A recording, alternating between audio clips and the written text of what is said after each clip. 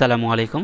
Knowledge শেয়ারিংয়ের পক্ষ থেকে সবাইকে স্বাগতম। আজকে আমি আলোচনা করব ইনভার্স হেড অ্যান্ড শোল্ডার নিয়ে, এবং আজকের আলোচনার টপিক হবে ইনভার্স হেড অ্যান্ড শোল্ডার কি, এটি কোথায় ক্রিয়েট হয়, কি ইন্ডিকেট করে, এবং সর্বশেষ আলোচনা করব ইনভার্স হেড অ্যান্ড শোল্ডারের প্যাটার্ন বেসিসে আমরা এন্ট্রি পয়েন্ট কোথায় নেব, টার্গেট প্রফিট কোথায় সেট আপ করবো, এবং স্টপ লস পয়েন্ট কোথায় সেট আপ করবো।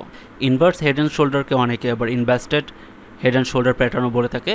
এই প্যাটার্ন নর্মালি আমাদের তিনটি পিক পয়েন্ট থাকবে। মিডল পিক পয়েন্ট থাকবে সবচেয়ে বড় পিক, এবং লেফট সাইড এবং রাইট সাইডে দুই সাইডে দুটি পিক পয়েন্ট থাকবে। এই দুটি পিক পয়েন্টকে শোল্ডার বলা হয়, এবং সবচেয়ে বড় যে মিডলে পিক সেটিকে হেড বলা হয়। তিনটি পিকের বেজ লেভেলকে আমরা নিক লেভেল হিসেবে কাউন্ট করে থাকি, বা অনেকে এটাকে আমরা রেজিস্ট্যান্স জোনও বলতে পারি ইনভার্স হেড অ্যান্ড শোল্ডারের ব্যাপারে।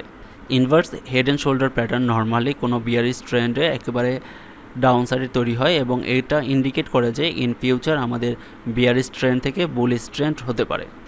ইনভার্স হেড অ্যান্ড শোল্ডারের বেসিসে আমরা যদি এন্ট্রি পয়েন্ট নিতে চাই, তাহলে সেক্ষেত্রে আমাদের ফার্স্ট এন্ট্রি পয়েন্ট হবে আমাদের নিক লেভেল ব্রেকআউট পয়েন্ট, এবং সেকেন্ড আমাদের এন্ট্রি পয়েন্ট হবে যখন নাকি সে আমাদের নিক লেভেল রিটেস্ট করে আপওয়ার্ড মুভমেন্ট কন্টিনিউ করছে এই লেভেলে। আমরা যদি inverse head and shoulder pattern বেসিসে আমাদের ইনভেস্টমেন্টের প্রফিট টার্গেট করতে চাই, তো সেক্ষেত্রে আমাদের প্রফিট টার্গেট করার জন্য প্রথমে ক্যালকুলেশন করতে হবে হেডের যে পিক পয়েন্ট, হেডের পিক পয়েন্ট থেকে নিক লেভেল পর্যন্ত যতটুকু ডিস্টেন্স, আমাদের ব্রেকআউট থেকে ততটুকু ডিস্টেন্স হবে আমাদের প্রফিট টার্গেট। অর্থাৎ এখানে যে দেখা যাচ্ছে দুই নম্বর পিক থেকে নিক লেভেল পর্যন্ত যদি 10 টাকা ডিফারেন্স হয়, সো ব্রেকআউট থেকে 10 টাকার ডিফারেন্স হবে আমাদের প্রফিট টার্গেট।